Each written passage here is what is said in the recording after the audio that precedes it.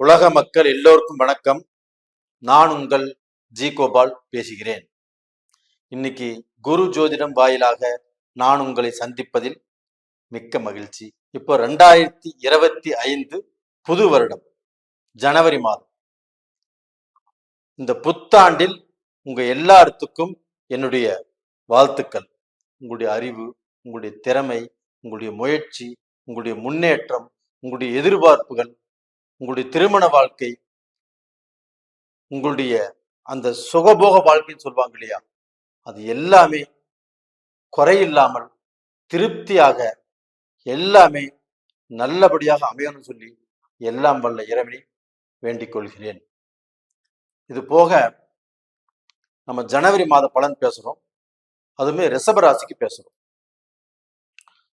இப்ப இந்த ரிஷப ராசிக்கு அமைந்த கிரக அமைப்புகளை பொறுத்து ரிஷப ராசி அப்படிங்கிறது நம்பர் 1 ராசியாக இந்த வருடத்திலேயே கருதப்படுகிறது.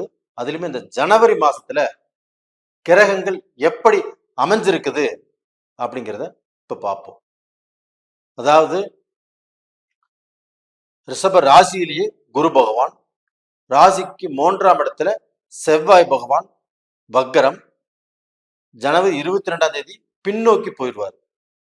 அது போக கன்னியில கேது பகவான், புதன் பகவான் தனுசுல ஜனவரி 24ஆம் தேதி பெயர்ச்சியாகி மகரத்துக்கு அந்த புதன் போயிடுவாங்க. அது போக சூரிய பகவான் தனுசுல ஜனவரி 15 வரைக்கும், 16க்கு மேல மகரத்துக்கு போயிடுவார் சூரியன். அந்த கும்பத்துல சனி பகவான், சுக்கிர பகவான், மீனத்துல ராகு பகவான். இது இந்த மாத கிரக அடைவுகள். ஆனா ரிஷபராசியை பொறுத்த வரைக்கும் 3 கிரகத்தை வச்சு இந்த மாத பலனை அதுல அடக்கிடலாம். அந்த மாதிரி யோகம், அவங்களுக்கு முன்னேற்றம், இந்த ஐஸ்வர்யம் அந்த 3 கிரகங்கள்லயே கண்டிப்பா நல்லா இருக்குது. ஒண்ணு இவங்களுடைய ராசிநாதன் லக்னநாதன், அதாவது ரிஷப ராசிக்கு அதிபதி சுக்கிர பகவான். அந்த சுக்கிர பகவான் ஆப்பட்டது சனியுடைய வீட்டுல அருமையா அட்டகாசமா இருக்கிறாரு. அது போக சனி பகவானும் இவங்களுடைய ராசிக்கு 10ஆம் இடத்துல ஆட்சி பெற்று இருக்கிறார்.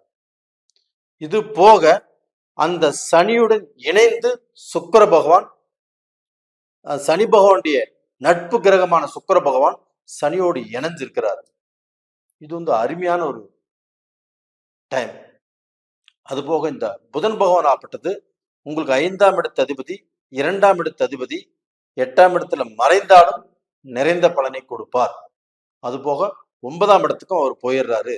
அப்ப இந்த 9ஆம் இடத்துக்கு போனாலும் சூரியனோடு இணைஞ்சு புதாதித்ய யோகத்தை உங்களுக்கு கொடுக்கிறார். அப்போ இந்த சுக்கிரனும் இந்த சனி பகவானும் இணைவது உங்களுக்கு ப்ரொஃபஷனல் வாழ்க்கை, அதாவது ஒரு தொழில், ஒரு பிஸ்னஸ், அந்த பிஸ்னஸ்ல நல்ல நிலைமைக்கு வருவோமா, அந்த தொழில் நம்ம செஞ்சுட்டு இருக்கிறோம் அதுல திருப்தி இருக்குமா, இல்ல தொழிலை எதிர்பார்க்கிறோம் அந்த தொழில் கிடைக்குமா, எனக்கு ரொம்ப நாளாக தொழில் கிடைக்கல, தொழிலுக்கு நான் எதிர்பார்த்துட்டு இருக்கிறேன், தொழிலுக்கு எல்லாமே அப்ளை பண்ணியிருக்கிறேன், அது கிடைக்குமா அப்படின்னா இந்த பீரியட்ல கண்டிப்பாக கிடைக்கும். உங்க பிசினஸ் நல்லா இருக்கும். அப்போ நீங்க ஒரு விஷயத்தை எதிர்பார்க்குறீங்க, அதுவும் நடக்கும். அப்ப இந்த மாதிரி விஷயங்கள் ஆப்பட்டது உங்களுக்கு அந்த சுக்கிர பகவான் ஆப்பட்டது அந்த சனி பகவானும் 10ஆம் இடத்தில் இருக்கிறதுனால. இது போக பாத்தீங்கன்னா இந்த சுக்கிரனும் சனியும் இணைந்திருப்பதால் உங்களுக்கு இந்த மாதத்துல தொழில் ரூபத்துல எங்கேயாவது கீழே போயிருவோம், நம்மளுக்கு தொழில நம்ம அடிபட்டுருவோம், நம்மளுடைய பிசினஸ் லாஸ் ஆயிரும், நம்ம எதிர்பார்த்த காரியங்கள் நமக்கு கிடைக்காம போயிரும் அப்படின்னு சொல்வதற்கே வாய்ப்பே இல்லை. ஏன்னா சனியும் சுக்கிரனும் இணைஞ்சிருக்கிறதுனால உங்களுக்கு ஒரு நல்ல முன்னேற்றம் தான் கிடைக்கும். இது போக அந்த குரு பகவான் உங்களுடைய ராசியிலே இருக்கிறாங்க. அதுக்கப்புறம் அவங்க அடுத்த இடமான தனஸ்தானத்துக்கும் இன்னொரு 3 மாசம் கழிச்சு மாறிடுவாங்க. அப்ப அந்த குரு பகவான் ஆப்பட்டது உங்களுக்கு தேவைப்பட்ட பணத்தை கொடுப்பாரு. அந்த குரு பகவான் மாறி 2ஆம் இடத்துக்கு போனாலும் தேவைக்கு அதிகமான பணமும் உங்களுக்கு கண்டிப்பாக கொடுக்கக்கூடிய சூழ்நிலையில தான் அந்த குரு பகவான் இருக்கிறாங்க. இந்த சுக்கிர பகவானும் தன் குடும்பத்துக்கு, தன்னுடைய முன்னேற்றத்துக்கு, தன்னுடைய வாழ்க்கைக்கு என்ன தேவையோ அதை கொடுப்பார். அப்ப அந்த குரு பகவானும் நல்லா இருக்கிறாங்க, அந்த சுக்கிர பகவானும் நல்லா இருக்கிறாங்க. அப்ப அந்த குரு பகவானும் சுக்கிர பகவானும் இணைந்து உங்களுக்கு பணம் வரக்கூடிய வழிகள் தடை பண்ணாது. அப்ப அந்த பணம் உங்களுக்கு வரக்கூடிய வாய்ப்புகள், அதாவது நீங்க ஒருத்தருக்கு பணம் கொடுத்துருக்கிறீங்க, அது வரணும். கண்டிப்பா இப்ப போய் கேட்டா கண்டிப்பா கிடைக்கும். கடந்த காலத்துல கொடுத்தீங்க, கேட்டீங்க, அது வந்துச்சு, வராம போச்சு. ஆனா இந்த பீரியட்ல கண்டிப்பா நீங்க போய் கேட்டால் கண்டிப்பா அது வரும். அது உங்களுடைய தேவைக்கும், உங்களுடைய நல்ல விஷயத்துக்கும் அந்த பணம் உங்களுக்கு வந்து பார்க்க போனா பயன்படும். அது போக பார்த்தீங்கன்னா, இந்த சமயத்துல நீங்க லோன் எதிர்பார்த்தாலும், ஒரு பேங்க்ல லோனே போட்டிருக்கிறீங்க, அந்த லோன் கிடைக்குமா கிடைக்காதுன்னா இந்த பீரியட்ல கண்டிப்பாக கிடைக்கும்.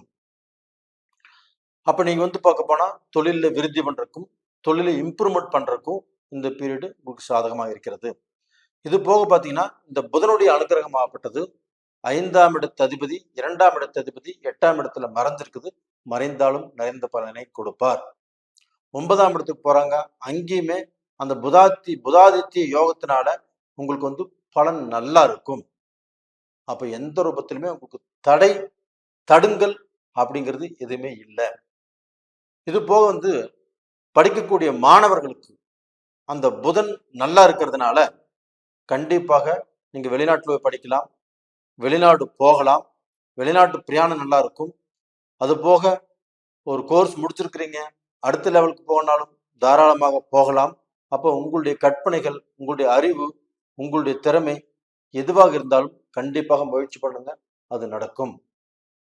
அது போக இல்லத்தரசிகள், அப்போ உங்களுக்கு வந்து அந்த குடும்ப வாழ்க்கை, அந்த குடும்ப வாழ்க்கையை விட்டு இல்லத்தரசிகள் இன்னைக்கு ரிஷபராசியில பிறந்திருக்கீங்க அப்படின்னா, நீங்க குடும்பத்தை பத்தி ஒரு திட்டம், தன்னுடைய கணவரை பத்தி, தன்னுடைய மக்களை பத்தி, தன்னுடைய ஃப்ரெண்ட் சர்க்கிளை பத்தி, இல்லை உங்களுடைய நீங்க ஏதாவது வேலைக்கு போயிட்டு இருக்கிறீங்க, வேலை செய்றீங்க, அந்த வேலையில இது மாதிரி எந்த திட்டங்கள் போட்டாலும் அதுல ஏதாவது முயற்சிகள் பண்ணி அவங்க மூலியமாக முன்னேற்ற பாதையில் வரணும் அப்படின்னு நினைச்சாலும் கண்டிப்பாக இது நடக்கும். அப்ப டோட்டலா பாத்தீங்கன்னா அந்த இல்லத்தரசிகளுக்கு மனசுக்கு சந்தோஷமான விஷயங்கள் இந்த பீரியட்ல நடப்பதற்குண்டான வாய்ப்புகள் நல்லா இருக்குது. இது போக பாத்தீங்கன்னா ஹெல்த், இப்ப டோட்டலா பாத்தீங்கன்னா உங்களுக்கு வந்து உடலை பாதிக்கக்கூடிய அளவுக்கு, இப்ப மருத்துவ செலவு செய்யக்கூடிய அளவுக்கு ஏதாவது கிரகங்கள் ஆப்பட்டது எப்படி இருக்குதுன்னு பார்த்தோம்னா, உங்களுக்கு வந்து அந்த 4ஆம் இடத்தில் எந்த கிரகமும் இல்லை, 8ஆம் இடத்தில் இருக்கக்கூடிய புதனாலையும் எந்த பிரச்சனையும் இல்லை, அந்த புதனும் மாறிடுறாங்க. அதே சமயத்துல அந்த 5ஆம் இடத்து புதன் 8ஆம் இடத்துல இருப்பது யோகம். அது மாதிரி உங்களுக்கு உங்களுக்கு மருத்துவ செலவுகள் கொடுக்கக்கூடிய அளவுக்கு ஏதாவது பிரச்சனை கொடுக்குற அளவுக்கு கிரகங்கள் இருக்குதா அப்படின்னா எதுவுமே இல்லை. அப்போ இந்த மாதத்துல உங்களுக்கு அமைஞ்ச கிரகங்கள் ரொம்ப அற்புதமாக இருக்கிறது. அது போக நீங்க ஒரு படி உயர்வதற்குண்டான வாய்ப்பு தான் இருக்குதோ இல்லையோ, கண்டிப்பா கீழே போவதற்குண்டான வாய்ப்பே இல்லை. இதுல வந்து சீனியர் சிட்டிசன்ஸ், அப்போ அவங்க வந்து ஒரு தொழிலை பத்தியோ இல்லை வெளிநாடு போறதை பத்தியோ, இல்லை அவங்க இப்போ தனிப்பட்ட முறையில் இருக்கிறாங்க, அவங்க மகன் கிட்ட போகணும் இல்லை மகள் கிட்ட போகணும் அப்படின்னு நினைச்சாலும், இல்லை அவங்களுடைய முன்னேற்றத்துக்கு, அவங்களுடைய வாழ்க்கைக்கு ஏதாவது ஒரு வருமானம் தேவை அப்படின்னு நினைச்சாலும் இந்த பீரியட்ல எது வேணாலும் அவங்க செஞ்சுக்கலாம். அப்படி செய்வதற்குண்டான ஒரு நல்ல நேரம் தான் இப்ப வந்திருக்குது. சீனியர் சிட்டிசன்ஸும் அது தாராளமாக செஞ்சுக்கலாம். இது போக பார்த்தீங்கன்னா